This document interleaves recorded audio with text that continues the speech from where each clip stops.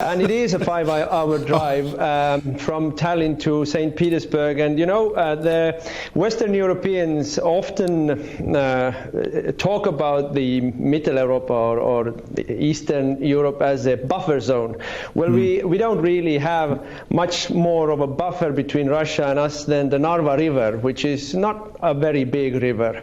So I'd say the atmosphere in Estonia is quite febrile in the last days. The war started last week on our 104th Independence Day. And of course, our first independence only lasted for 20 years. After we had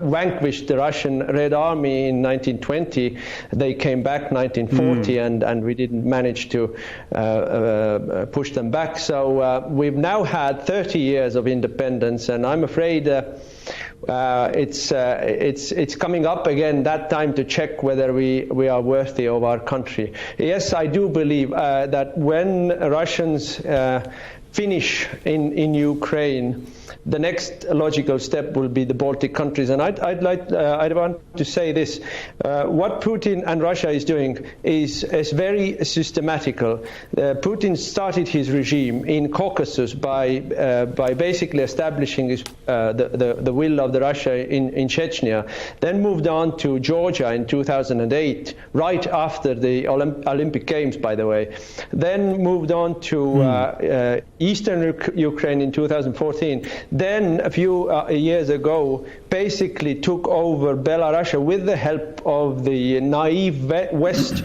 who tried to have a colored revolution there and drove Lukashenko into a corner where he had to beg for help from Putin, and now Putin owns him. So when Putin said that the biggest geopolitical disaster or tragedy of the 20th century was the collapse of the Soviet Union, he's basically collected all the pieces except for Ukraine and the Baltics. And once they have their collection, Ukraine in their collection, they will come to Baltic countries.